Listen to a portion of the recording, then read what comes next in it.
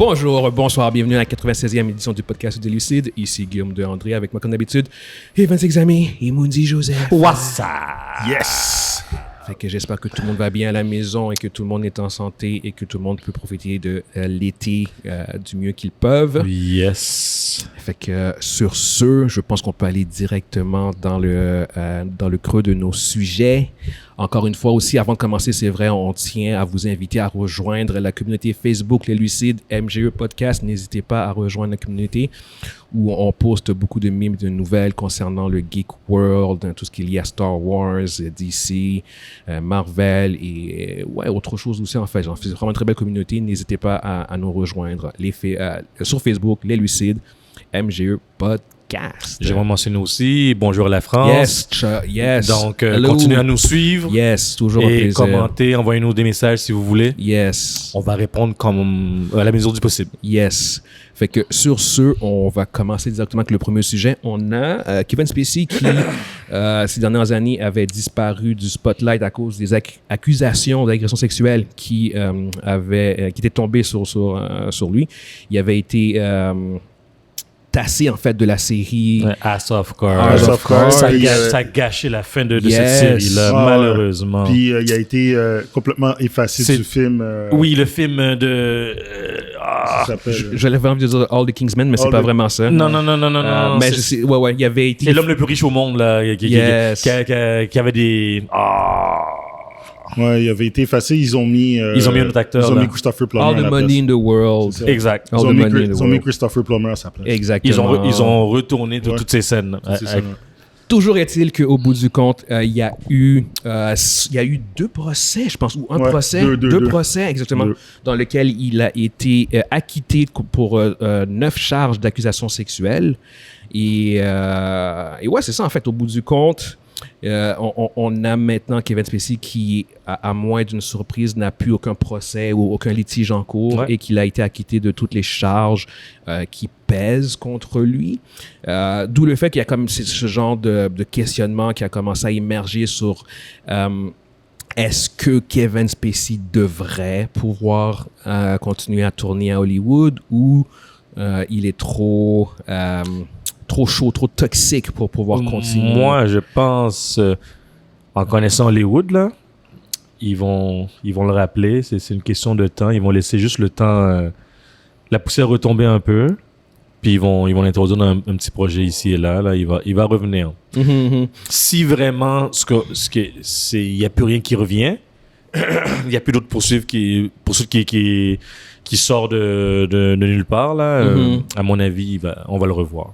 OK. À mon avis, c'est ce que je crois. C'est bon. Puis je vais quand même juste rajouter, par rapport au procès, avant qu'on continue aussi, il y avait 3 hommes, en fait, qui l'avaient accusé d'attouchement non sollicité, puis même, en fait,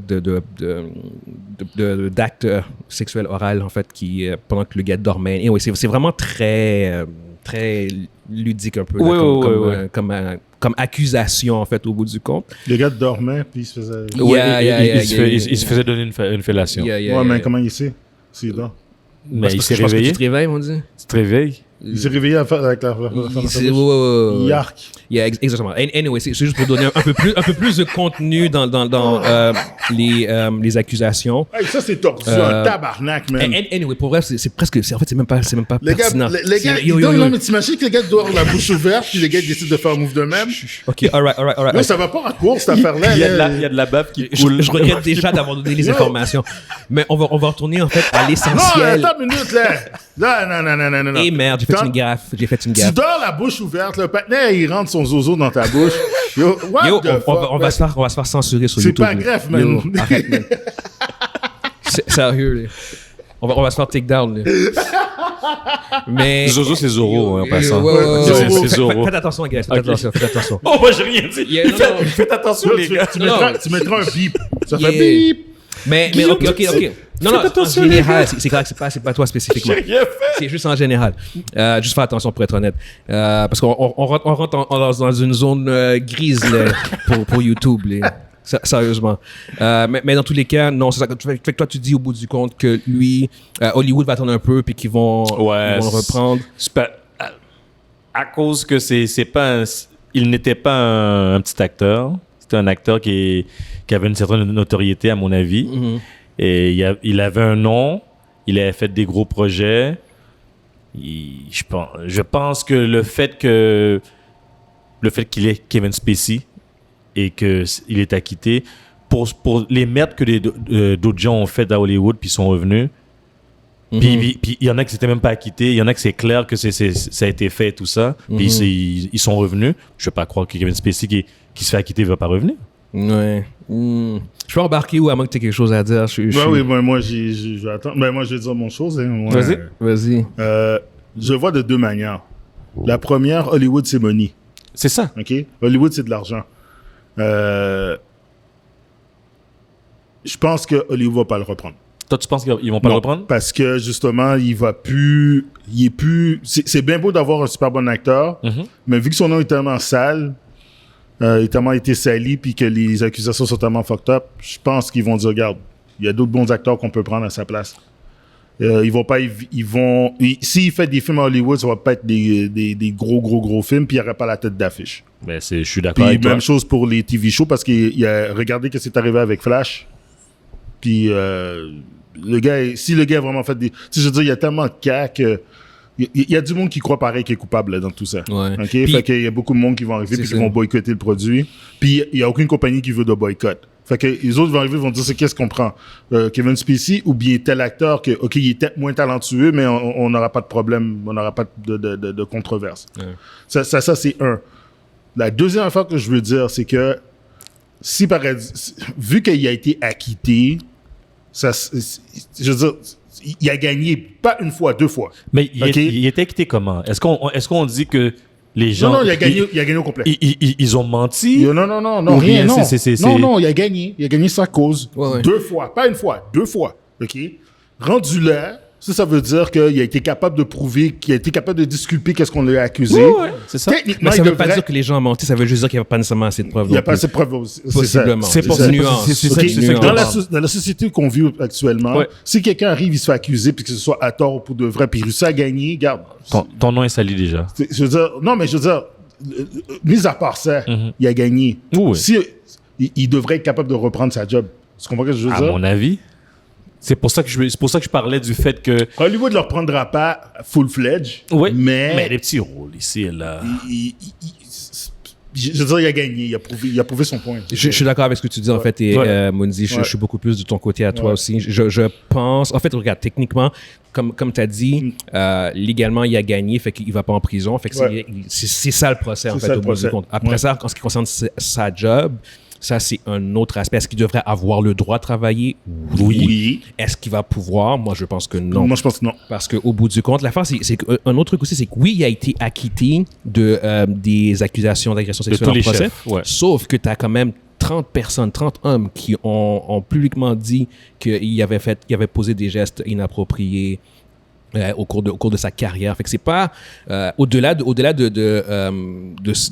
2 procès, on a quand même quelqu'un qui a un historique d'attouchement au minimum. Je veux dire, inapproprié, qui est connu maintenant. Je vais faire un petit shout-out là. Il y a un site un channel sur YouTube qui s'appelle Dreading. Ça parle sur les personnes qui ont fait des crimes puis c'est vraiment c'est vraiment des gros documentaires sur chaque individu qui ont fait des choses qui étaient fucked up, sur des criminels, des tueurs en série. Ils suivent l'histoire. Puis on en a fait je pense c'est à peu près 1 heure et demie sur Kevin Spacey, puis qui relate tous les faits, toutes les choses qui ont été ramassées sur lui. Quand tu regardes ça, tu es comme... C'est super même s'il a gagné, tu es comme... He's fucked. Come on. He's fucked. Puis tu sais, comme quand on compare, genre comme si tu compares ça avec Johnny Depp a une histoire avec sa conjointe. Non, mais ce que je veux dire, c'est comme si on prend d'autres cas, genre comme récents. Mais tu ne veux pas comparer Johnny Depp. Mais quand même, c'est comme si on prend comme Johnny Depp qui est une grosse star. Johnny Depp va pouvoir continuer à travailler parce qu'il a été innocenté, puis c'est juste un dossier. Un dossier, mais il n'y a rien d'autre. Il n'y a rien d'autre à penser. Lui, il a été innocenté pour tous ses dossiers, mais il y a juste un historique qui vient avec lui aussi. Même chose pour Jonathan Major. Jonathan Major a officiellement un cas, même s'il y a comme certaines allégations qui semblent circuler un peu autour de lui. Officiellement, tu as un cas. Avec si lui est innocenté, il va pouvoir. Mais Kevin Spacey, il y a trop de monde. S'il y avait juste eu, en guillemets, ces trois personnes, ces cas-là, puis il avait été innocenté, là, j'aurais fait genre comme, ah non, il va pouvoir revenir. Il va pouvoir revenir. Mais c'est juste que c'est comme, oh non, hey, t'as une trentaine de personnes. Est-ce qu'on va vraiment me faire croire que 30 personnes ont menti, genre, comme sur le fait qu'ils ont été touchés de manière inappropriée? Ça serait dur que les gens, que 30 personnes mentent, là. Méga conspiration, genre, contre Kevin Spacey for reasons unknown. Fait qu'au bout du compte, non, regarde, le truc le plus crédible, c'est que je pense que il va peut-être pouvoir travailler, mais ce ne sera pas à Hollywood puis ni dans des grosses productions. Puis si c'est à Hollywood, ça va être dans des petits films indie, peu connus, pas beaucoup de publicité, parce que la controverse qui va le suivre, tu peux pas faire une campagne de publicité de presse avec lui. Autour de lui, exactement. Non. C'est comme, les gens vont commencer à lui poser des questions sur ses agressions, sur son passé. Les journalistes vont pas manquer leur coup. Exactement. Alors que toi, tu veux que ton film soit promu. Ouais. Et ça va devenir une distraction. Ils vont parler, ils vont commencer à poser des questions. Un peu comme ce qu'ils ont, comment ils ont empêché Ezra Miller de parler pendant la conférence. Parce qu'ils savaient que ça, les gens allaient parler juste de Ezra. Exactement. Fait que c'est pas quelqu'un que tu peux vraiment utiliser. C'est juste que dans le passé, en effet, Hollywood a manqué de scrupules sur ce genre de choses-là.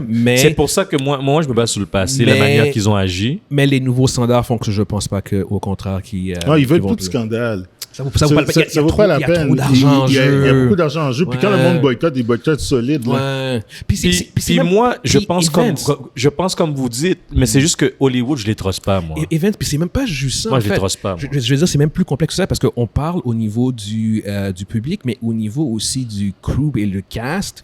Avec quelqu'un de même, à quel point est-ce que ton cast et ton crew va être à l'aise de travailler avec Kevin Spacey? C'est un fait. Parce que je veux dire, avec la réputation que lui, il a maintenant. Il y a du monde qui va faire des blagues, là, ils vont dire, protégez vos fesses. Non, mais en fait, je pense qu'il y a même du monde qui vont. Ils vont juste dire, non, je veux pas travailler. Je veux pas travailler ici. Ou je veux pas travailler avec lui. Non. Des acteurs, je suis sûr qu'il y a des acteurs qui font faire genre comme, non, je ne veux pas travailler avec lui. Littéralement, on parle de fucking Kevin Spacey, genre, gagnant de 2 Oscars, tout ce que je veux dire. Ouais, il est talentueux, là. Exactement. On parle pas de son talent. Son talent est indéniable. Avec la réputation qu'il a, je fais genre comme, moi, je pense que les beaux jours de Kevin Spacey sont loin derrière. Puis, ce que tu viens de dire, les beaux jours, c'est clair, c'est derrière lui. Mais Hollywood... Vous l'avez dit, c'est l'argent. Puis oui, l'image est très importante pour Hollywood. Yes. Puis je suis d'accord à 110%. Mais j'ai comme l'impression qu'on va le revoir dans des films. Evans, faut que tu comprennes le contexte. Okay? Si on était en 1980... Oh non, il serait revenu. Ça aurait été correct. Oui. Mais aujourd'hui... Il n'y aurait même pas eu de procès. Il n'y aurait même pas eu de procès. Je donnais un exemple, OK? Oui. Dans les années 80, Sean Penn était marié avec Madonna. Oui. Il la claquait, là. Oui. Il y a eu violence conjugale, puis tout ça. Ça a été challenge, ça, par contre. Mais vas-y, va avec cet exemple-là. Ça a été challenge, par contre. Mais vas-y, vas-y. Des baffes, puis tout ça. Puis, le gars a gagné 2 Oscars pareil après, là. Puis il a continué à faire des films, puis tout ça. Mais je veux dire, il y avait des actes qu'ils étaient comme... acceptables. Acceptés par la société, je devrais dire. Roman Polanski a fait d'une saloperie, ils ont donné un trophée. Voilà. Tu sais, je veux dire, sauf que ça, maintenant, ils font plus. Puis le monde aujourd'hui, la société, on parle de société dominée par des milléniaux. Les milléniaux sont sensibles, hein. Ils vont pas arriver comme ça, ils vont dire, hey, nous autres, là, on va pas voir ton film, man, tu vas mettre ce vieux gars-là, dire fossile qui est en train de faire des cochonneries. Non, oublie ça. C'est vrai. Ils vont boycotter ton film, c'est vrai. Ils vont avoir médias sociaux. Ils vont bombarder ça juste de négativité, puis ton film va tanker. Est-ce que tu veux mettre 100 millions dans un film avec Kevin Spacey à l'intérieur? Non, pas juste comme Kevin Spacey avec ton main character, ton main. Même pas, même juste supporting cast. Je mettrais même pas 100 millions dans un film avec Kevin Spacey comme... Avec Kevin Spacey comme supporting cast. Comme tête d'affiche, non. Puis, comme tête d'affiche, non, c'est sûr. Mais même comme je parle comme supporting cast, je serais étonné que les supporting cast, c'est possible. Mais ça dépend c'est quoi le genre de supporting que tu veux. Là. Je mettrais pas un gros film à gros budget. Non. Même pas comme supporting cast. Même pas comme supporting cast. Un film indépendant, oui, mais... Un film indépendant, oui. Un film indépendant, je dirais pas non. Mais des films à gros budget, même si tu le mets comme second rôle ou troisième rôle, whatever... Non, parce que ça va toujours avoir la possibilité que malgré tout l'argent que j'ai mis, ils deviennent une petite distraction qui ne vaut parce pas que- la peine pour le montant que j'ai mis. J'ai mis genre 100 millions, 150 millions dans mon Puis- film. Je ne veux pas de distraction. Puis C'est ce que je veux dire. ils vont toujours te poser la question. Ils disent, est-ce que vous pensez que c'est une bonne chose d'avoir... ça. Comment vous Et- gérez et- exactement? Ils vont demander au cash hey, comment c'était avec Kevin Spacey. C'est ça, commencer sur le plateau à Oublie ça. Kevin. Est-ce que Kevin t'a touché les fesses? Oublie ça. Non, Non. Je pense que... Ah ouais, vu comme ça, oui, je suis obligé de vous le donner. C'est d'un point, comme je disais, pour résumer, d'un point de vue légal, il y a le droit, puis il devrait pouvoir continuer à travailler, mais au bout du compte, il y a trop d'allégations. Oublions Hollywood. Oublions Hollywood. Non, c'est ça. Fait que, anyway, pour ceux qui nous écoutent sur YouTube, dites-nous ce que vous pensez par rapport à ça. Est-ce que vous pensez que Kevin Spacey va pouvoir continuer à travailler à Hollywood? Yes. Ou vous pensez que, comme nous, qu'il est fucked? Prochain sujet, on a Barbie qui est en route pour devenir le prochain film qui va atteindre le milliard au box-office. Le film a fait 775 millions worldwide et en fait, il a eu le 7e meilleur deuxième week-end ever. À cause du fait qu'ils ont eu, au niveau domestique, juste une drop de 40% contrairement à la semaine précédente. Mm-hmm. Puis au niveau mondial, juste 32%. Fait que c'est super bas parce qu'en général, les films à gros budget vont avoir des drops du premier week-end au deuxième week-end de 60% en moyenne. Fait que d'avoir entre 40 et 30% juste de drop, c'est hallucinant. Fait qu'au bout du compte, le film à 775 millions en ce moment, est en route pour en fait, c'est clair, il va atteindre le milliard. Il faudrait qu'il y ait une méga drop la prochaine semaine. Il faudrait qu'il y ait une drop genre comme carrément historique, genre comme 80%. C'est ça pour pas atteindre le milliard, là. Parce exactement. Il faudrait que ce soit quelque chose de fucked up. Parce que le rythme qui tient, là, c'est... Exactement. Il s'enligne pour le milliard, là. Mathématiquement minimum. parlant, il va atteindre le milliard au bout du compte. Peut-être d'ici la semaine prochaine. D'ici la semaine prochaine. La semaine prochaine, En fait, normalement, quand cette vidéo-là va sortir, il va avoir atteint le milliard. Normalement, la semaine prochaine. Exact. La semaine prochaine. Il devrait avoir atteint le milliard. Ce qui est quand même bien parce que en fait, le film a été produit par WB. Puis ça va énormément compenser pour leur flop concernant leur film de super-héros, Flash. La division Shazam. DC. Exactement. Ça va compenser énormément. En fait, même Blue Beetle qui s'en vient. Ouais. Ça va éponger financièrement les dettes qu'ils ont. Exactement. Au bout du Parce compte. que combien a coûté Barbie à produire? 145 millions. Ils ont déjà remboursé. Mais Ils ont déjà remboursé. Ça fait longtemps, Ils sont confortablement dans la zone de profit en ce moment. Puis ça va continuer. Fait que ça va continuer à monter, là. ma question à moi, par contre, c'est est-ce que vous pensez, maintenant qu'on sait que le film va atteindre le milliard, c'est est-ce que vous pensez qu'il peut atteindre Mario qui est à 1,3, je pense? Il sera pas loin. Il ne sera pas loin. Au rythme où il va, là, il sera pas loin d'atteindre... C'est une bonne question. Je pense que non. OK, Mario est à 1,3 milliard 355 millions. Mais je vais te poser la question. Mario, après 2 semaines, c'est quoi sa drop la deuxième semaine? Il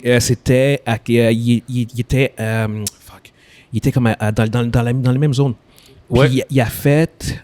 La première semaine, il a fait combien? La deuxième fin de semaine, au niveau domestique, Barbie a fait 93 millions domestiques. Deuxième semaine. Ouais, exactement, c'est ça. Deuxième fin de semaine. Alors que Mario avait fait 92. C'est littéralement dans la même chose. Ouais, c'est dans la même. Ils sont sur le même pace au bout du compte. Considérant que ces films-là sont sur le même pace, il sera pas loin. Là. Que c'est comme le film pourrait en fait littéralement genre comme Barbie a une chance réelle d'être le plus gros box-office cette année. Ouais, c'est pour que Barbie atteigne ou bien dépasse Mario, faudrait qu'elle maintienne le pace. Le pace là. Ouais. Est-ce qu'elle va faire le milliard? Oui. Mais 1,3. Est-ce qu'elle va atteindre 1,3? I don't know, mais si le film, c'est très possible. À un moment donné, ça va s'essouffler, c'est sûr, mais est-ce que c'est quand ça va s'essouffler? On ne sait pas, là. Parce que regardez, je vais vous donner du contexte, genre comme le top 6 des films qui ont eu le deuxième meilleur week-end ever. Okay. En première place, tu as Star Wars Force Awakens, 149 millions. En deuxième place, tu as Endgame, 147 millions. Tout ça, c'est tout domestique. Okay? En 3e place, tu as Avengers Infinity War, 114 millions. En 4e place, tu as Black Panther, 111 millions. En 5e place, tu as Jurassic World, 106 millions. Ça, c'est 2e semaine, là. Deuxième semaine. En 6e place, tu as dit Avengers, le premier, 103 millions. En 7e place, tu as Barbie. Voilà où est-ce que Barbie est en compagnie de ces films-là. Puis ces films-là, c'est pas des petits films, là. Barbie est devant Super Mario Bros. À 92 millions. Beauty and the Beast, le live action à 90 millions. Top Gun à 90 millions. Mais c'est tous ces films-là. Frozen à 85 millions. OK, elle va probablement... C'est ça, tu vois ce que je veux dire? Ouais, le film est en très, très bonne compagnie. Tu dois mentionner, ces films-là, là, ils ont fini à combien? Les 2 premiers, les 3 premiers sont dans les 2 milliards. Dans 2 milliards, exactement. Après, puis par la suite, Black Panther est à 1.3, exactement. Jurassic World est à 2 milliards, je pense, le premier. Non, Jurassic World est à 1.9. Il est à 1.5. 1.5, ouais, énorme. Avengers, non, c'est il va dépasser. Il va être à l'entour du 1.3. Il va à côté. Ouais, il va t'alentour, là. Il va t'alentour, là. Je suis un peu sceptique. Je pense que le film va approcher, mais comme vous dites, il va à côté, mais je pense pas qu'il va dépasser. Non, mais je pense qu'il va être proche. Puis s'il dépasse, on va parler de poussière, là. Il va le dépasser de poussière. Ouais. Ça sera pas comme d'un point 2, point 3 de plus, là. Non. Parce que la différence que Barbie a sur tous ces autres films-là, c'est que il y a comme, on va le dire, là, il y a quand même une controverse sur Barbie. Tu as du monde qui boycotte le film à cause de son propos. Ouais. Ce qui est différent, ce qui n'est pas le cas pour tous ces films-là, par Black Panther, qui avait eu une mini controverse aussi quand il est sorti à l'époque. Qui boycotte on sait pas. Barbie? Tu sais très bien c'est qui. Mais non. Tu sais très bien. Ouais. Il y a eu du monde de droite, genre. Il y a personne qui boycotte ça. Ça n'existe pas. Je vais pas dire que ça n'existe pas, ça. Je vais pas dire que c'est non plus un boycott élaboré, parce qu'au bout du compte, ça fonctionne pas. Mais oui, t'as du monde qui critique, qui veut pas voir le film. C'est des rumeurs, Guillaume, c'est des rumeurs. Ça n'existe pas, ces gens-là. Au bout du compte, ça reste un élément que je fais comme, je mets un astérix dessus, mais c'est la misère avec l'imbécilité. Tu vois que j'essaie de le calmer, ça fonctionne pas. C'est des rumeurs, Monzi, c'est des rumeurs. C'est pas vrai. Exactement. Des rumeurs. Comme Eva dit, ce sont des rumeurs. Ce sont des rumeurs. Mais au bout du compte, quand même, le film, il va finir au minimum 2e place. Puis on s'entend, guys, that's it, genre pour le reste de l'année. Genre, c'est pas de Marvels qui va faire ça. Après ça, là, c'est fini. 6 mois plus tard, de Marvels, 2 milliards. Mais les gars, vous êtes Mattel, vous voyez ça? Ouais. Est-ce que ça vous tente de continuer le... Ils vont faire d'autres films. Est-ce que ça vous tente de faire d'autres Barbie ou bien d'aller avec Jamie? Le président CEO, il a annoncé... Attends, le président de CEO, wow, my God. Le CEO de Mattel a annoncé qu'ils avaient 45 films en développement. Là, c'est en développement, ça ne veut pas dire qu'ils vont tout se faire. Ils créent des scénarios. Exactement. Ils écrivent quelque chose pour voir si ça tient. Mais yo, Evans, ils sont chauds, là. Ils sont chauds. Monzi, t'es le CEO de Mattel. Tu vois $1 milliard avec Barbie. Je prends ma retraite.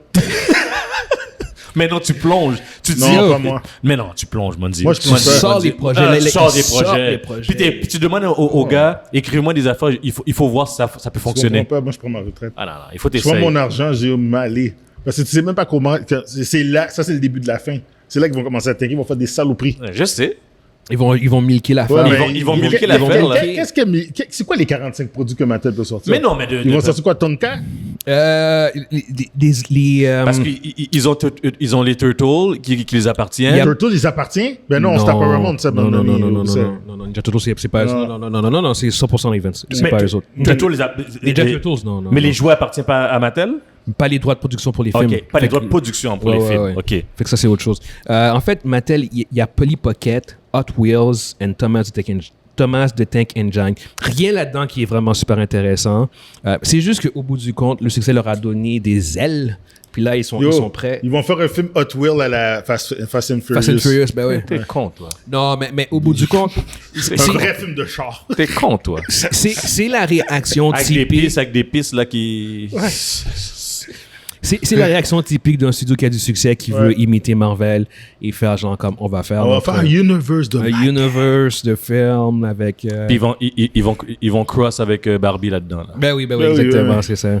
Non, exactement. Mais au bout du compte, regardez, c'est un succès inattendu qui littéralement sauve le box-office de Warner. De Warner, puis même les salles de cinéma cet été. Ouais, ils n'ont pas été choyés. Ils n'ont pas été choyés. Je sais que ça par rapport à notre sujet, c'est complètement hors rapport. Là, je suis bon là-dedans. Oh my God. Mais il y a un film indépendant là, qui est en 3e place, là, Son of Freedom. Yo, what the... Personne n'a entendu parler de cette affaire-là, puis c'est ça. C'est sur le human child trafficking. Le trafficking, ouais, c'est ça. Ouais. Écoute, c'est un film que j'ai pas vu le film. J'adore beaucoup Jim Caviezel. Je sais que en fait, c'est étrange parce que c'est un film qui est comme ultra politisé. C'est ultra politisé, ça a été fait en 2018. Ouais, non, c'est ça, mais c'est le monde de droite qui promeut beaucoup le film en ce moment. J'imagine que le film est bon. C'est même pas une critique de ça, c'est juste de voir à quel point c'est devenu une sorte de porte-étendard. C'est un symbole. Un symbole. C'est un symbole pour les personnes de la droite. Exactement, parce que c'est comme le film n'était pas promu, puis blablabla, puis c'est genre comme... Je sais qu'il y a comme une confrontation entre Barbie puis les films qu'il y a, puis ce film-là qui est comme non-woke, puis tout. C'est rendu ridicule, honnêtement, genre à quel point... je trouve un peu du dommage, là. À quel point les films se font genre comme super politisés, genre comme la Barbie, si t'aimes Barbie, c'est parce que t'es de gauche, parce que je veux dire. Puis si t'aimes Son of Freedom, c'est parce que t'es de droite. Alors c'est comme que... C'est t'as le droit d'aimer les deux, exact. Moi, j'en parle parce que j'ai vu un reviewer, puis il a vu les deux films, puis il a fait « Yo, le film n'est même pas mauvais, il a dit c'est un bon film. Exactement, mais ça devient, vu que le film a été tellement politisé, que ça devient très chaud. Ouais. J'ai pas vu le film, peut-être qu'il y a des critiques valables par rapport au fait que Jim Caviezel, c'était quelqu'un que j'aimais bien, mais il est un peu loufoque de ce temps-ci. Il a comme pété. Il y a une idéologie de droite et anti-Covid, anti-vaccin, puis blablabla. Puis c'est propre à lui. Au bout du compte, c'est ça. Il a le droit, les gars. Non, mais c'est ça exactement. Mais c'est juste que ce genre d'approche-là, c'est comme rendu super politisé. Genre, c'est comme, ok, tu crois ça, tu droite. Tu peux même pas voir le film sans que tu aies une inspiration politique. Ouais, c'est exactement ça. Mais apparemment, le film est bon. Puis il fait très bien au niveau du box-office, surtout pour le budget qu'il a. Le budget, c'est ridicule. Exact. Ils ont un budget ridicule, puis le film est rendu dans les 100 millions. Ouais, c'est le troisième film. Yo, il dépasse. Il a fait plus de codes, il a fait plus d'argent que Mission Impossible cette semaine, en fait. Ça. Ouf. Mission Impossible qui est mort, guys, by the way. On l'avait déjà dit. Mais non, on l'avait dit. On l'avait dit quand les deux allaient arriver. Là, c'est super dommage. Sinon, t'as Oppenheimer qui est rendu à 400 millions, qui est aussi un énorme succès. Ça n'a pas de sens. Ça n'a pas de sens non plus. Un film rated R qui est un biopic, c'est complètement un film de 3 heures. De rated R. Biopic. Qui est une biographie. Yes. Je veux dire, il y a tous les éléments pour pas que ça fasse de l'argent. Exact. Parce que 400 millions. Les films rated R qui font du cash, c'est des films avec des IP genre Deadpool, Logan. Tout ce que je veux dire, c'est les gros titres de même. Joker, exactement, c'est ça. C'est comme, là, ça va faire. Ça va faire du cash. C'est matrice, genre, c'est comme, c'est des films rated R qui peuvent faire beaucoup de cash, mais sinon... Est-ce que c'est Nolan qui 100%. C'est son nom, là. C'est son brand. On en avait parlé, c'est comme son brand. Le ça, là. Le brand de Nolan est solide. C'est parce que tout ce qui touche, on parle de succès, là, mais il y a un bon nom, là. Non, 100%. Je pense que certains de ses films sont un peu overrated. Je pense que lui, il est pas overrated. Je pense que certains de ses films le sont, par contre. Mais il y en a beaucoup que j'adore. Mais il y a des bons. Moi, Inception, pour moi, c'est intouchable. Inception, là, moi, c'est... Ça a plus de prestige, là. Yeah. Puis je vous dirais qu'Oppenheimer est un meilleur film. En plus, je te crois. Mic drop. Non, je te crois. Ah, puis Inception, c'est pas un mauvais film du tout, là. C'est un gros film, là. Ouais. Anyway, je veux pas non plus qu'on aille trop loin là-dessus. On a quand même beaucoup de sujets en plus aujourd'hui. Next, on va de l'avant. On a Sony qui ont annoncé des changements de date pour quelques-uns de leurs films, dont Spider-Man Beyond the Spider-Verse qui devait sortir en mars 2024, genre comme l'année prochaine. En fait, il y a comme dans le 7 mois. Un truc de même, genre 7 mois. Finalement, ça a été repoussé indéfiniment. Il n'y a plus de date de sortie. Ça, c'est évidemment, c'est lié à cause de la grève des scénaristes et des acteurs qui font qu'au bout du compte, il n'y a on sait plus maintenant quand le film allait sortir. Puis même sans la grève des scénaristes et des acteurs, je pense que ça aurait été fucking difficile de respecter cette date-là. Parce que c'était trop serré, hein? C'était fucking trop serré. Même si c'était déjà très avancé dans le projet. Mais au bout du compte, là, il y a même juste... C'est clair, il n'y a plus de date. On ne sait pas quand le film va sortir. Sûrement, ils n'ont pas fini les effets spéciaux, puis ils n'ont pas fini le doublage aussi. C'est surtout le doublage, en fait. Le doublage, parce que les acteurs, ils ne travaillent pas. Tu peux pas faire de réécriture, tu peux pas faire de voice, de doublage. Exact. Non, t'es fuck. Ton studio est mort, c'est ça, exact. Puis on a aussi le film que l'on attendait avec impatience, avec joie. Man. Non. Kraven the Hunter qui devait sortir en octobre 2006. Je sais que Mundi était chaud sur ce film. Il devrait juste indéfiniment puis qu'il l'enterre dans un coin. Fait que là, le film devait sortir en octobre et malheureusement pour nous trois, il va sortir en août 2024. Qu'il pousse en 25, en 26. C'était le film que j'attendais avec impatience. Qu'il pousse en 2030. Yo, un film de Sony avec Kraven the Hunter, surtout après Venom 2 et Morbius, j'étais excité incroyablement d'aller voir ce film-là. C'est genre comme yes. Surtout Mundi, vous pouvez voir sa face en ce moment, à quel point il est blessé et triste. Comment tu te sens, Mundi? Dis-nous comment tu te sens par rapport à ça. Genre, partage-nous ta tristesse par rapport au fait que Kraven the Hunter, ton film, ton personnage, ton super-héros préféré, parce que c'est un super-héros maintenant, en fait. Puis finalement, comment tu te sens? J'ai pas d'opinion. Pas d'opinion. Il y a le cœur brisé, c'est bon. Mais qu'est-ce que tu veux que je dise à c'est de ça? la merde. Je peux pas faire de l'élitisme avec ça. C'est comme c'est une perte de temps. C'est comme le fait que t'en parles, c'est une insulte. On s'appelle les lucides. C'est comme pourquoi c'est dans la discussion. Moi, depuis que j'ai vu dans les previews là, son histoire de avec le sang de lion, il m'a perdu là, puis ils m'ont perdu là. Moi, je me rappelle plus du reste. Moi, ils m'ont perdu. Il y a eu flatline.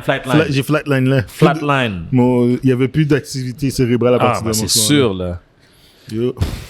Mais regardez, honnêtement, pour vrai, la vraie nouvelle, je pense pas que c'est au sujet de Kraven, mais c'est surtout au niveau de Spider-Man, malheureusement. Mais ça, c'est plate, ça. C'est un des meilleurs films cette année. Il va finir par sortir, les guys. Non, il va sortir, c'est clair. Mais il repousse. Et puis on vieillit, nous autres. T'as aussi un autre film que Mundi attendait, Madame Web, qui, ça par contre, ça a été avancé de quelques jours. Ça va sortir février. Arrête de niaiser. Ils ont pas devancé ça. Ils l'ont devancé de 2 jours. Ça sort le 14 février l'année prochaine. Mais pourquoi ils l'ont pas juste mis... Au moins même si on a perdu Kraven the Hunter, ça a été repoussé, on a Madame Web qu'on va pouvoir aller voir. Puis El Muerte, là, c'est où ça? Ça a été annulé, moi. C'est annulé. Ça, c'est annulé? Ok, au moins ça. Attends, Madame Web, il a été tourné. Oui, c'est tourné, fini. Ok, c'est fini, ça. C'est caché, ils sont en production. En post-prod, je veux dire. Ils sont en post-prod. Ben oui, c'est ça. Donc c'est cané, cette affaire-là. Ben oui. Ouais, si t'avances à la date de sortie, c'est parce que ton film, t'es correct, t'as pas de reshoot à faire. Moi, j'ai entendu plus parler de El Muerte. Moi, je pensais que la force était pareille aussi. Le staff de Sony, c'est des hustlers, man. Tabarnak! Moi, je pensais que vous avez fait la même affaire, là, que ça a disparu. On va faire un film sur Madame Web. Je fais un call, Madame Web, 1 milliard aussi. Oh! Let's go. Non, c'est pas vrai. Non. Zéro fucking chance. Anyway, on va quand même passer au prochain sujet. Dites-nous ce que vous pensez par rapport au fait que Beyond the Spider-Verse, excusez-moi, a été repoussé pour Kraven the Hunter. Est-ce que ce sont des films qui vous intéressent? Est-ce que ça vous impacte? Ou fuck all? Prochain sujet, on a le trailer de Lucky qui est sorti, Lucky saison 2, le premier trailer. Yes. Qui met en relief un peu genre le background de ce qui se passe ensuite. Parce qu'à la fin de la saison 1, tu avais Sylvie qui avait unleash les Kane dans le multiverse. Et je pense que la série va aller de l'avant sur ce storyline-là, évidemment. Ils l'ont pas changé. Ils l'ont pas changé, exactement. Justement, puis en fait, tu sais, comme en ce moment-là, on n'a pas encore un bon grasp, une bonne agrippe sur c'est quoi l'histoire principale. On sait juste que Lucky semble perdre son agrippe à la réalité. Il semble time-slipper, genre comme constamment. Ça va clairement être une des séries importantes, veut pas, à cause de Kang, puis à cause de son lien avec le multiverse, puis à cause du fait que la fin de la saison 1 est littéralement un des points cruciaux de la phase 4, 5, 6. Je pense qu'on peut s'attendre à une importance similaire pour Lucky saison 2. On peut dire merci à Sylvie. Sans elle, on n'aurait pas de phase 4, 5, 6. C'est littéralement ça. Fait qu'au bout du compte, ça reste malgré le fait que les shows de Disney Plus ont été extrêmement average. Douteux. Je pense que c'est un incontournable que même Mondi va probablement écouter. Non, j'écoute. Ok. Mondi. C'est ça que j'aime pas avec Mondi. C'est ça que j'aime pas avec toi. Parce que Mondi a abandonné les shows Disney+. Non, il va l'écouter celui-là. Il veut rien savoir. Celui-là, il va l'écouter. Il veut plus rien savoir. Il celui-là. Mais les autres, je suis d'accord. J'avais dit que j'allais pas regarder Secret Invasion. Je l'ai regardé, je l'ai binge-watch. Au 5e épisode, je l'ai skip. J'allais tout de suite à la fin parce que j'étais plus capable. On va parler de Secret Invasion Puis, la semaine prochaine. quand j'ai vu la fin de Secret Invasion, j'ai même pas attendu au Reddit. Fait que ça va seal le deal que je regarderai pas Lucky. Parfait, ok. Fait que Mondi veut absolument rien savoir de Lucky. Mais honnêtement, pour vrai, la vraie nouvelle par rapport à ça, c'est l'apparition. C'est l'apparition de Jonathan Majors dans le trailer. Il apparaît une seconde, mais il apparaît quand même. Puis ça, son visage est très clair. Ça, mine de rien, c'est un indicatif que Disney semble être prêt à aller de l'avant avec lui ou qu'ils ont assez d'informations pour être confortable pour mettre son image dans un trailer, parce qu'au bout du compte, pour ceux qui ne savent pas ou qui sont peu au courant, c'est qu'il est en ce moment dans un procès. Je pense que c'est la semaine prochaine. Je pense ouais, ça va de l'avant. Mais au bout du compte, pour que Disney soit prêt à le mettre... parce que surtout que le premier trailer, tu n'as comme pas beaucoup d'informations. Tu n'étais même pas obligé de le mettre dans ton trailer. T'as pu faire des flashs. Après, c'est fini, là. Mais le fait qu'il l'ait mis dans le trailer, pour moi, c'est un indicatif que c'est comme...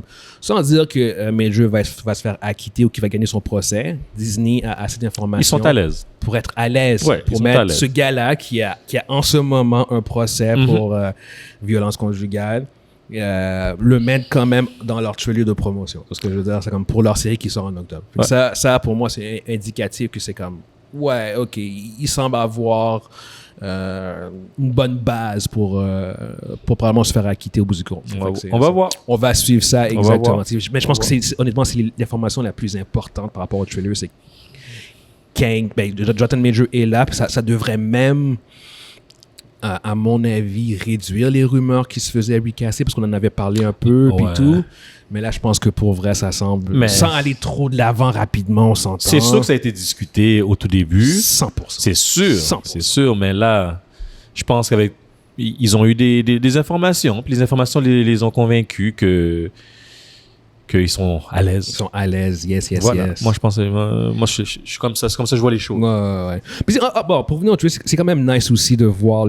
pour vrai, moi, j'avais trouvé la saison 1 correct. C'était bien. Moi, ça faisait partie de mes séries que j'avais aimées. C'était pas comme Falcon and Winter Soldier. Puis pas comme Wanda, mais il était dans les bons. Il était dans les bons. C'est le troisième. Exactement. C'est le troisième. Fait que moi je comprends ce que Mondi veut dire par rapport au Disney Plus chose. C'est pas de la qualité est vraiment pas très bonne. Mais Loki, par contre, c'est clair que je vais l'écouter. Puis ce que Mondi dit, ça a commencé après Loki. Ouais. La drop là, de qualité, là. C'est exactement ça. C'est commencé à Hawkeye, là. Exactement. Ouais. Ça drop. La vraie drop, c'est là que ça a commencé. C'est après Loki. Ouais, exactement. C'est pour ça que je suis quand même plus ou moins à l'aise. Puis bon, regarde, on verra en temps et lieu, puis on analysera la série. Au pire, ce sera juste toi puis moi, Evans. Je pense que ça va être juste toi puis moi. Là-dessus, mais c'est pas grave. Non, j'ai Wikipédia, là. Wikipédia. J'ai checké les plots, là. Mais anyway, pour ceux qui nous écoutent sur YouTube, dites-nous ce que vous pensez par rapport au trailer de Lucky. Est-ce que vous êtes encore intéressé au show de Disney+, puis est-ce que la série vous intéresse aussi? C'est ça. Fait que prochain sujet, ça c'est un peu plus pour s'amuser en fait. On a Dave Filoni qui a mentionné en fait que dans une entrevue que Ahsoka avait été entraînée par le greatest Jedi of all time, fait que le plus grand Jedi de tous les temps, qui est Anakin Skywalker en fait. Puis ça a créé une controverse dans le fanbase. Répète, comment qu'elle dit ça? Il a été entraîné par le plus grand Jedi? Qu'elle a été entraînée par le plus grand Jedi de tous les temps, qui est Anakin Skywalker. Ok, c'est bon. Puis là, ça a créé une énorme controverse sur est-ce que Anakin devrait être considéré comme étant le plus grand Jedi de tous les temps. Ok, est-ce que je peux... Puis, on va aller avec avec Evans. C'est toujours lui le premier depuis tout à l'heure. Non, mais parce que t'es celui qui est moins à l'aise avec Star Wars. Non, c'est parce que tu dis. Ok, d'accord, cool. Regarde, hors podcast, tu l'as pas dit comme ça, Guillaume. Tu disais le plus grand Jedi, là. De tous les temps, ouais. C'est ça, c'est le plus grand Jedi. De tous les temps, ouais. Exact. Puis, j'ai une autre question par rapport à ça ensuite, mais on va aller avec ce premier aspect-là, genre comme, est-ce que vous êtes d'accord avec cette mention que Anakin Skywalker devrait être reconnu comme étant le plus grand Jedi? Je respecte Dave Filoni, il fait du bon produit Star Wars. Personnellement, c'est pas ça. Mais il n'y a pas rapport. Non, c'est parce que... Qui veut commencer? Qui veut? Vas-y.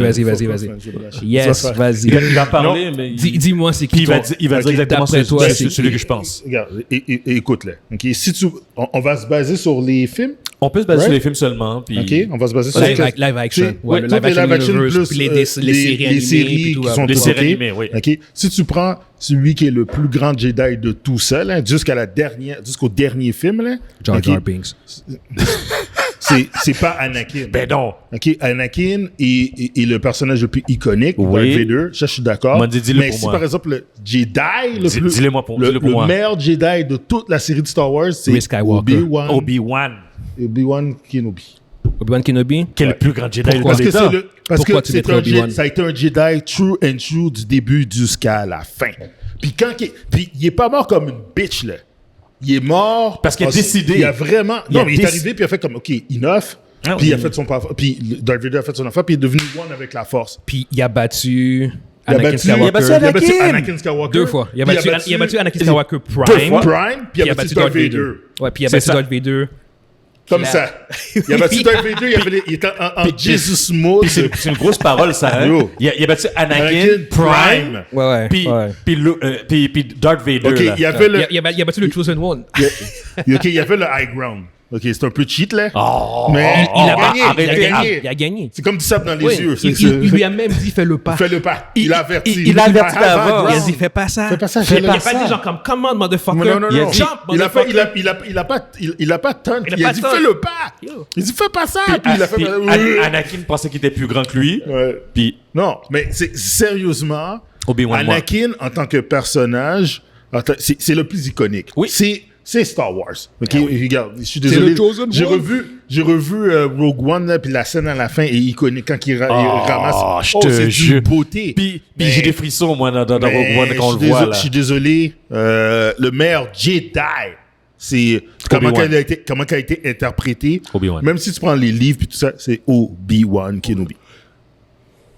Puis j'ai rien à ajouter parce que moi, c'est la même chose. C'est la même chose. Parce que moi, je me serais basé sur les films et les animations. Parce que moi, les livres, malheureusement, j'ai pas lu les livres. Puis moi, c'est Obi-Wan qui sort. S'il n'y avait pas eu la série de Obi-Wan, c'était débattable. Après la série, là, je fais non. Puis la série a cloué le dernier clou, là. La manière... Qui fait des pluies de météores comme ça, là? Il a fait un spell de Final Fantasy, là. Puis comment même dans Rebels, comment il démolit Darth Maul en 2 shots. Comme Parry. Sweep. C'est Darth Maul. C'est Darth Maul. Ça, c'est middle tier, upper tiers. C'est disons comme... Yo, arrête, là. Il est pas petit, là. C'est pas un petit. Non, c'est pas un petit, là. Il n'y a pas, dans oublie ça. Parry. Zoom. Oh, shit. OK, d'accord. Mais là, avec ce qu'il a fait à Darth Vader, tu fais genre comme, ça a du sens. Mais oui. Il va te torcher. Non, de mon côté, à moi, en fait, je pense que le plus grand Jedi de tous les temps, c'est Rey Skywalker. C'est ton opinion. parce qu'elle a tenu tête à Palpatine et que... Non, c'est pas vrai.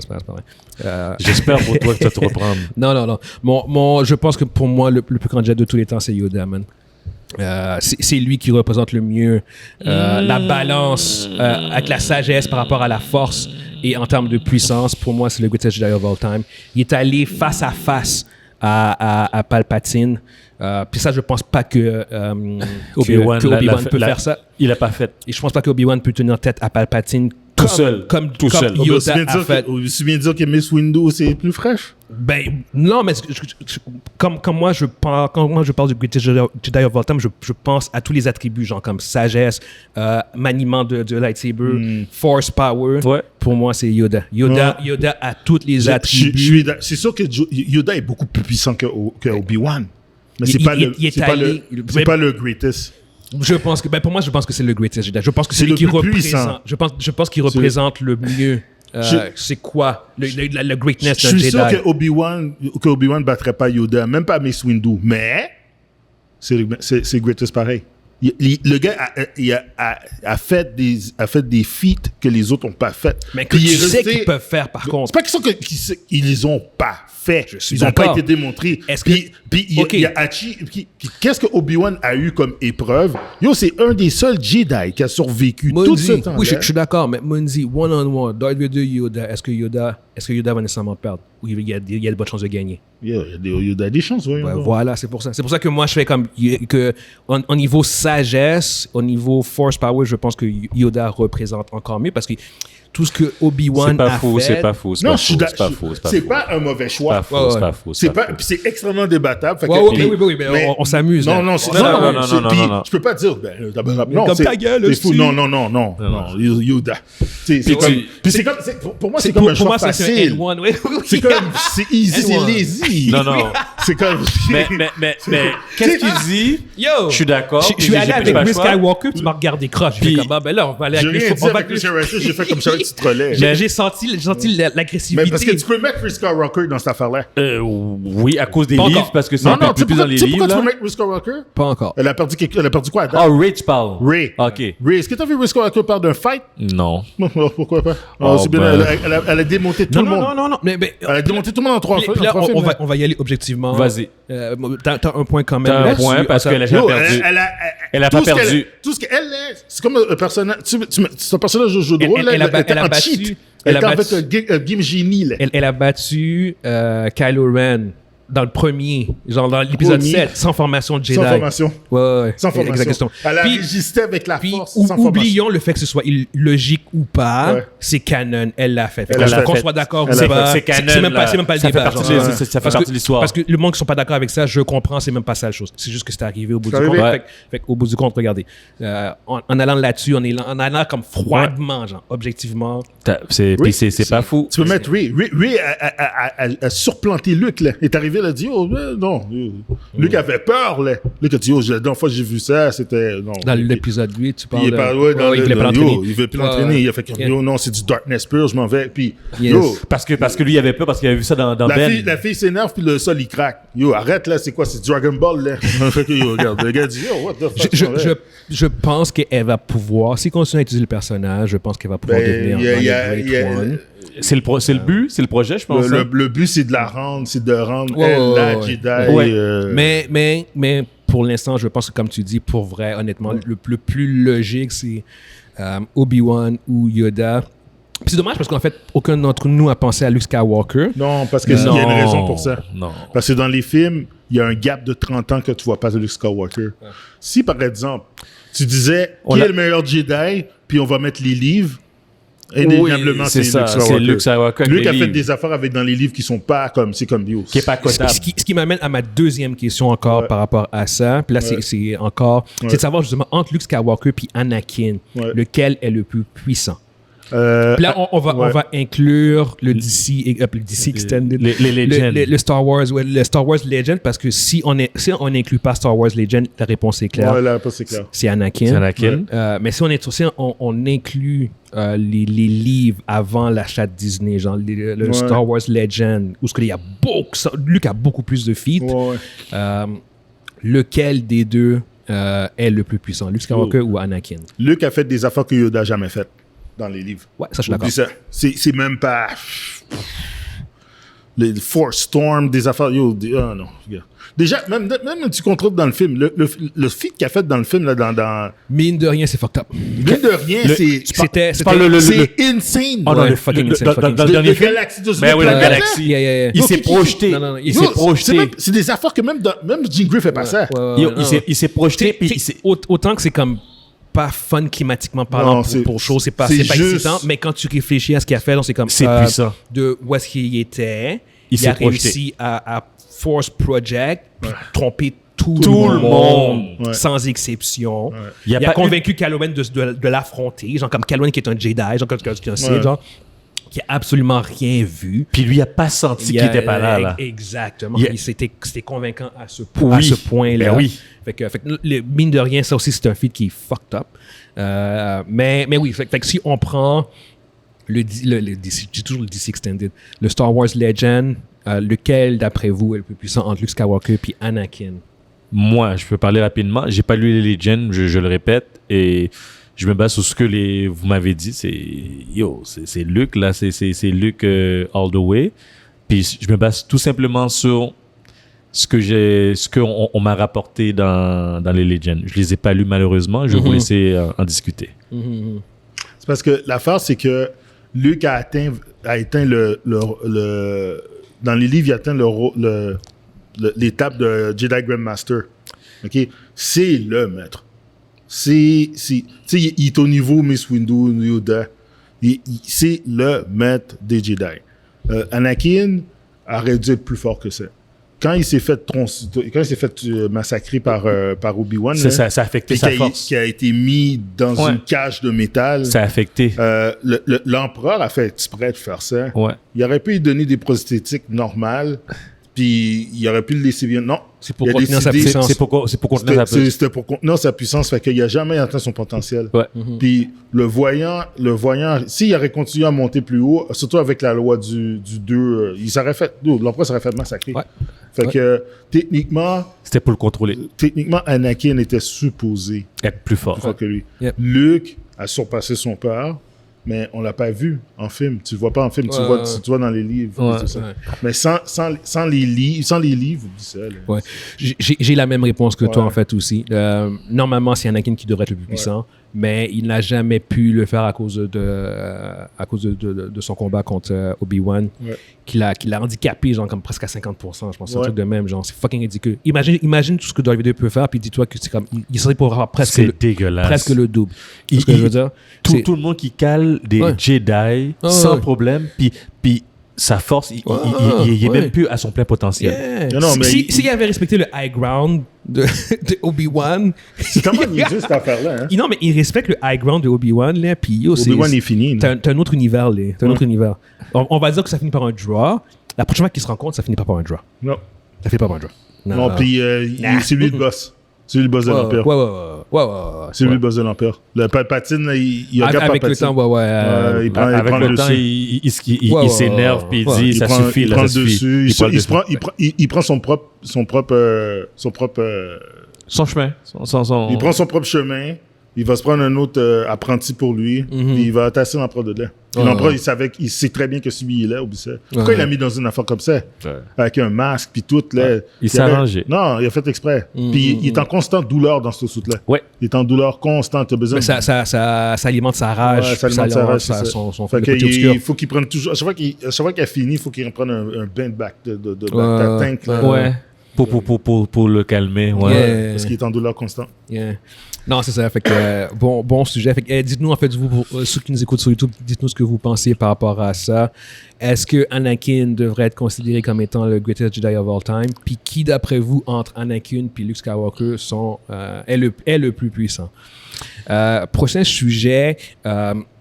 Considérant que le DCEU est mort et enterré avec le film de Flash. C'est fini. Il n'est pas mort, c'est fini. Que Blue Beetle et Aquaman sont des films créés par le régime de DCEU, mais qui vont être intégrés dans DCEU. Et je pense qu'il est venu le temps que l'on puisse faire un post-mortem du DCEU, puis donner notre top 5 de nos films. Et on revient avec le top 5, guys. Exactement, ça faisait longtemps pour ceux qui ne savent pas. Avant, ça m'a manqué. Dans nos débuts, on faisait à chaque épisode, on avait un top 5 de plein de sujets. On s'est essoufflé à un moment donné. Ouais, on n'arrivait plus à en faire. Exactement ça. On va en faire de temps en temps. Je pense que c'est toujours fun de c'est toujours fun. C'était fun, cette affaire-là. Fait que, anyway, on a un top 5 de nos DCEU films, considérant, comme j'ai dit, que le est décédé. Si vous voulez, je peux commencer. Vas-y. En 5e place, j'ai Man of Steel de Zack Snyder. Un bon film d'action, pas nécessairement une bonne adaptation de Superman. En 4e place, j'ai Justice League Snyderverse. Ben oui, je l'ai oublié, lui, parce qu'il fait partie. Il fait partie, lui. Oui. ok. Un trait. Ok. C'est bon. Un film qui a sauvé la première mouture de Justice League qui était fucking dégueulasse. En 3e place, j'ai Wonder Woman. En 2e place, j'ai The Flash. Puis en première place, j'ai The Suicide Squad de James Gunn, par contre.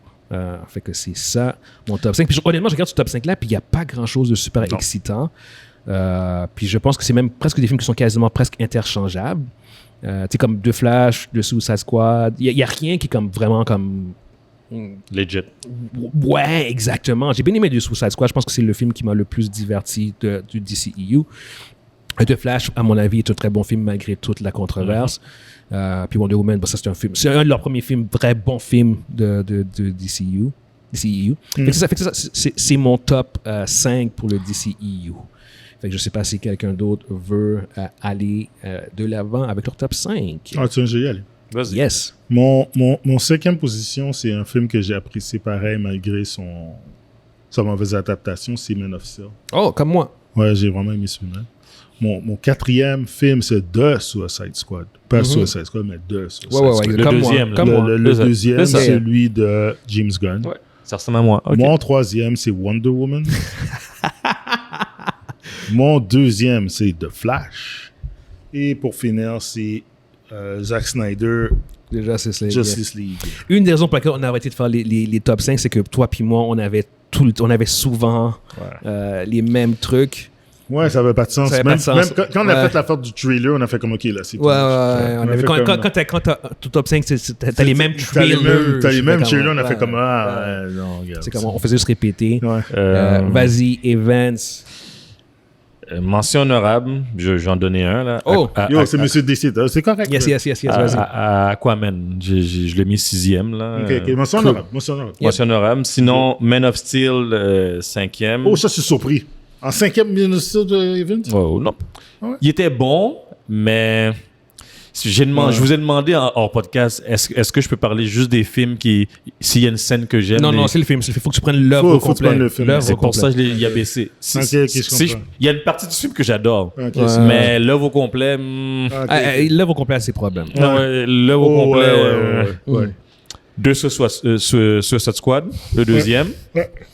Le premier m'a déçu. J'aurais bien voulu l'aimer. Là. Il m'a vraiment déçu. À un moment donné, ça partait en couille, là, puis je comprenais plus le film. Moi, où j'ai débarqué, c'est quand que Boomerang est revenu. Là. À la fin, ouais. Moi, ça partait en couille. Là, c'est pas un film de Suicide Squad. C'est pas ça l'essence de Suicide Squad. Là. Mais ils ont fait un film de super-héros. Là, exact. Avec ça. Vas-y. Donc, mon 3e, Wonder Woman. 2e, puis c'est pas 84 là, c'est l'original. Ça va de soi. Ça va de soi. C'est pas 84 là. Ça va de soi. Le deuxième c'est The Flash. Ouais. Puis le premier c'est Justice League. Le Snyder Cut. Ouais. Le Snyder Cut. Moi, je l'ai aimé, malgré que c'est un film de 4 heures. Ouais, le Snyder Cut, puis en plus, ça, c'est grâce à ça qu'on a ça aujourd'hui. Là. J'ai pas le choix de... Le Snyder Cut, il y a eu une époque où je pense que c'était un de mes premiers. C'est juste qu'aujourd'hui, avec le temps, quand je repense au film... non, il y a beaucoup de... Ouais. Il y a des longueurs. Non, mais c'est pas question de longueur. Il y a des affaires qui n'ont pas rapport. Ouais. C'est pas longueur. C'est affaires qu'on... Je veux dire, quand je pense au film en tant que film, je suis genre comme... Ah non, c'est 4 heures pour rien. Ouais. C'est comme... Comme quoi, par exemple? Bon, quand Aquaman rentre dans l'eau. Non, c'est les nombreux... Ça dure 5 minutes. Mais c'est ça que je te dis, il y a des longueurs. Avec les chants, là. Avec les chants. What the fuck? Ça dure, je sais pas combien de temps, là. Non, le film a plusieurs longueurs. Je pense que la structure est bonne, c'est juste les manies de Snyder qui nuisent un peu au film. Mais fait qu'au bout du compte, avec le temps, pour moi, c'est un film qui a quand même redescendu. Il reste quand même dans le top 5, ce qui est quand même fucking bien pour être honnête. Moi, je l'ai aimé à cause que Cyborg, on voit vraiment beaucoup plus. J'ai aimé parce que justement, Cyborg. Puis la scène de la fin, c'est une des meilleures scènes ever. Yes. Avec Flash, avec le Flash, ouais. Le retour en arrière. La façon Speed Force, ouais. Ça, c'est trop top. Ça, c'est incroyable. Non, exactement. Le film a ses moments épiques. Oui. Mais il a aussi ses problèmes que je trouve qui sont moins apparents dans The Flash, on va dire, ou qui sont un film plus compact, on va dire. Malgré, puis on parle de Flash qui a comme fucking plein de problèmes de CGI. Honnêtement, il y a aucun de ces films que ces gens comme vraiment... il faut enlever les CGI. Là, quand je dis Flash, non, je sais. De Flash 2e, c'est parce que j'enlève les CGI. Dans le sens, c'est le film. On parle du film, là. Tous ces films-là... Sérieusement. Tous les films ont des problèmes. C'est comme, par exemple, je prends le Wonder Woman, qui est plus difficile à côté. Ouais. Wonder Woman, le premier puis le deuxième arc est génial. Le troisième arc est dégueulasse. C'est ça. C'est exactement ça. C'est comme... Puis c'est notre top 3. Tu vois ce que je veux dire? À tous les 3. C'est notre top 3. Ouais. Puis on parle d'un film que tous les 3, on n'a pas aimé le troisième acte. Le troisième acte est dégueulasse. C'est ce que je veux dire? L'affaire avec Zeus, c'est dégueulasse. Avec Arès, là. Dessous.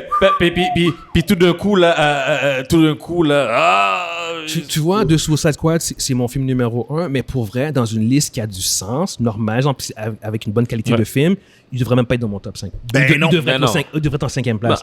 Mais pour moi, en termes de film, genre, c'est le mieux fait. Avec les personnages, puis tout, c'est lui qui a le mieux fonctionné pour moi. Puis, Suicide Squad, excuse-moi, Man of Steel.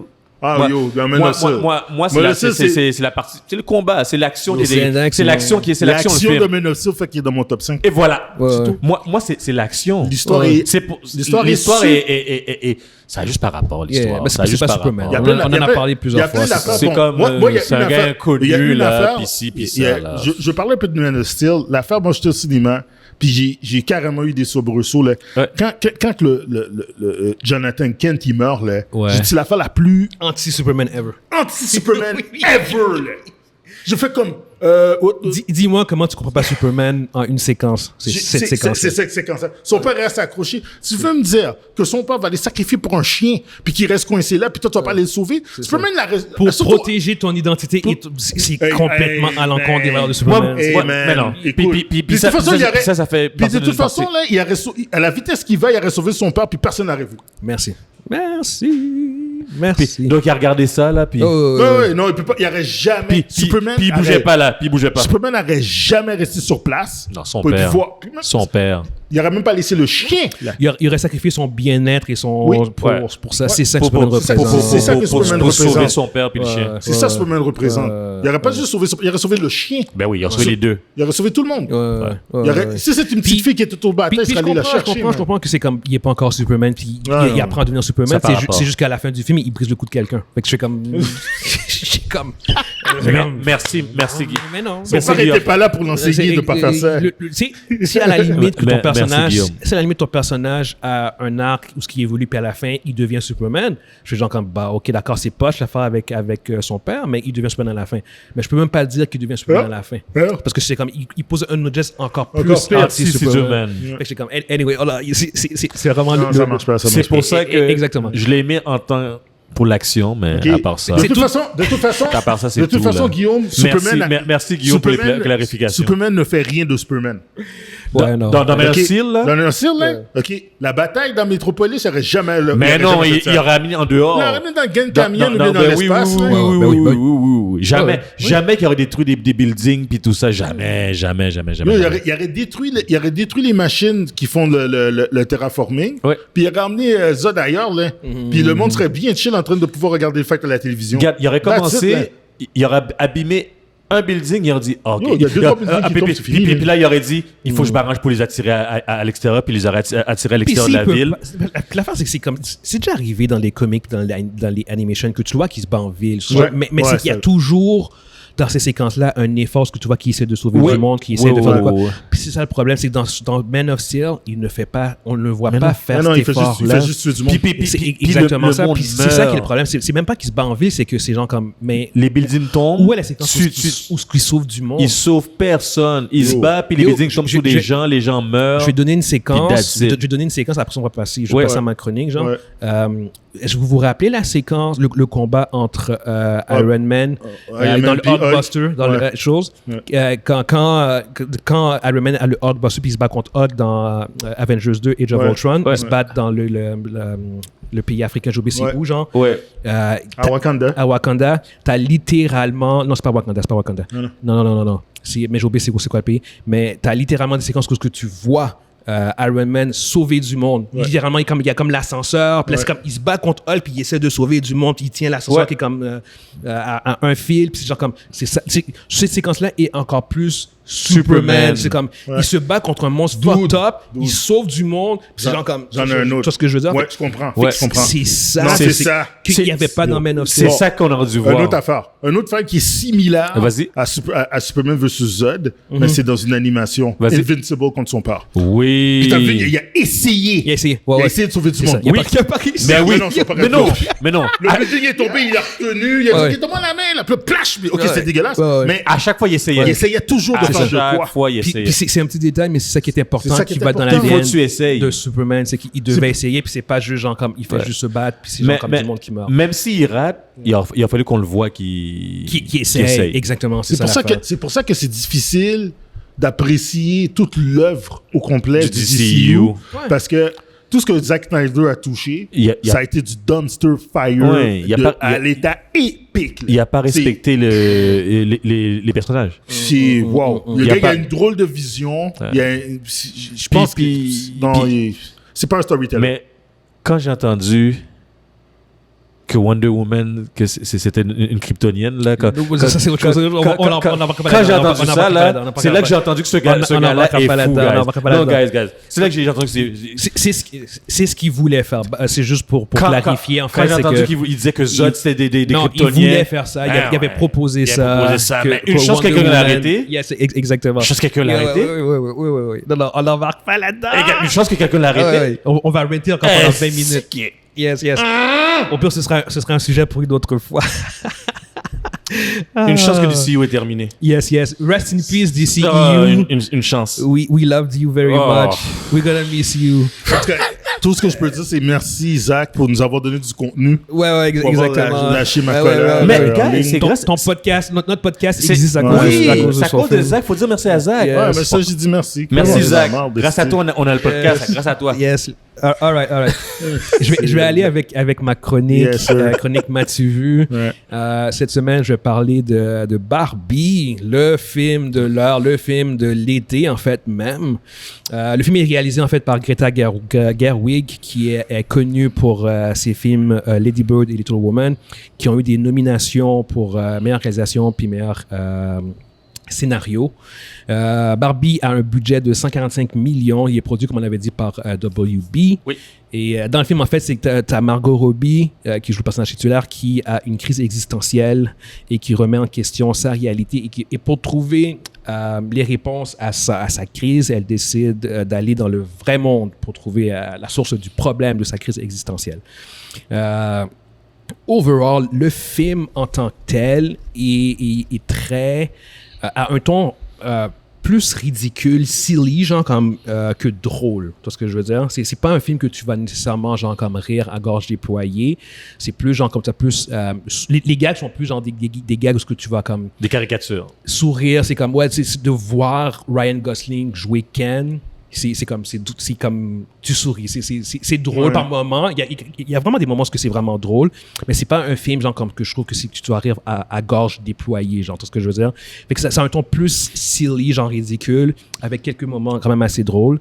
Mais le film, je trouve qu'il se démarque par le fait qu'il y a un message qui est bien pensé, et c'est aussi un peu plus triste que ce que le film puis le trailer laisse sous-entendre. Il y a des moments beaucoup plus émotionnels dans le film. Genre, c'est pas un film que si tu embarques dans l'histoire, c'est pas un film que tu vas rester genre comme frette. C'est ce que je veux dire. Il y a des moments vraiment touchants. L'évolution de Barbie est super intéressante. OK, on va se dire, by the way, c'est un film purement et simplement et clairement pro-féministe. Si le genre de messages pro-féministes sont des trucs qui vous dérangent, ce film-là n'est clairement pas pour vous. Allez pas perdre votre temps là-dessus. Moi, personnellement, j'ai trouvé que c'était correct, j'ai bien aimé. Je pense même, en fait, que malgré le fait que le film est très pro-féministe, le film donne des critiques par rapport à Barbie, par rapport à Barbie World et sur les Ken aussi, genre comme les nombreux Ken.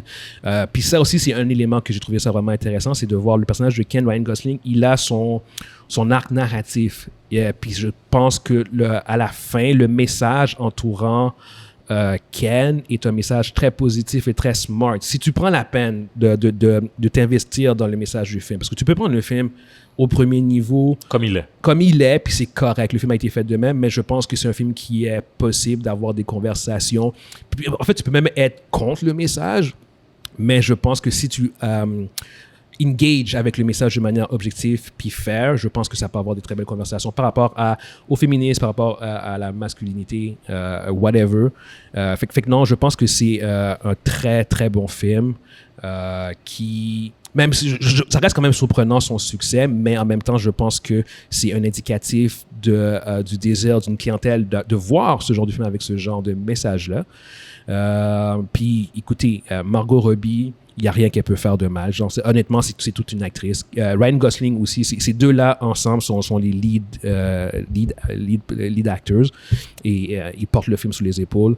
Ils sont aussi ridicules que de voir Barbie puis Ken agir en tant que Barbie puis Ken puis interagir dans le vrai monde. Leur performance rend ça comme crédible. Tu vois que ces gens comme ils sont dédiés au ridicule des personnages, tu vois ce que je veux dire. Fait que non, c'est vraiment un bon film, un bon message, peut-être un peu plus ciblé vers une clientèle un peu plus féminine, un peu plus jeune, mais comme je dis, il y a quand même de quoi pour les hommes, si vous êtes comme pas trop triggered par ce genre de message-là. Personnellement, je suis là avec des amis, on était juste des gars. Qui l'aurait cru, honnêtement? C'est carrément une gimmick, en fait. C'est comme, on va aller voir Barbie ensemble, les boys. Puis ça a fonctionné. Puis quand je suis allé le voir, en plus, c'était un mardi à 1h de l'après-midi, puis la salle était presque pleine. Fait que c'est encore un indicatif de à quel point ça roule. Il y avait plein de monde qui portait du rose pour voir le film. Oh. C'était... non, il y a une gimmick, là. Il y a une gimmick. Puis le film est léger, le film est fun, avec comme je disais, avec un message un peu émotionnel et bien pensé. Mais c'est... je pense que, comme je dis, Hollywood devrait faire beaucoup plus de ce genre de film-là. Puis anyway, ils vont en faire beaucoup plus maintenant avec le succès qu'ils ont eu. C'est clair. Mais en voyant ça, ils vont aller dans cette direction-là. Exactement. Fait que c'est un des bons films. C'est pas dans mon top 5 des films préférés cette année, mais c'est un bon film qui mérite son succès puis qui a un très bon message.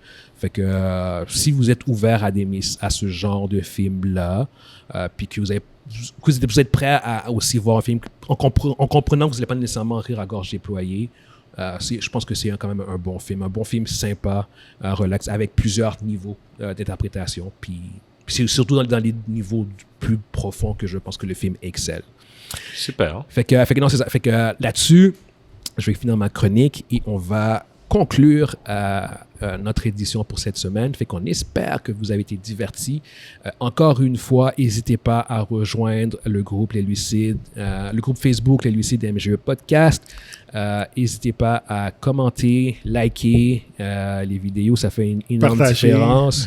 En fait, même pour vrai, genre comme juste commenter et liker, parce que comment l'algorithme fonctionne, c'est que si les gens engage avec les vidéos, c'est juste engager avec les vidéos. Ça commentez, interagissez. Ça fait une différence pour nous, liker les vidéos. Exact. Abonnez-vous aussi pour ceux qui nous écoutent, qui aiment ce qu'on fait.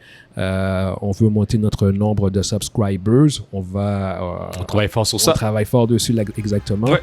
Fait qu'on est rendu, je pense, à 86. On aimerait bien se rendre à 100, atteindre un milestone. Fait que, c'est ça. Fait que n'hésitez pas à vous abonner, à commenter et à liker. Et on se voit la semaine prochaine. Ciao, ciao. Bye. Pacao!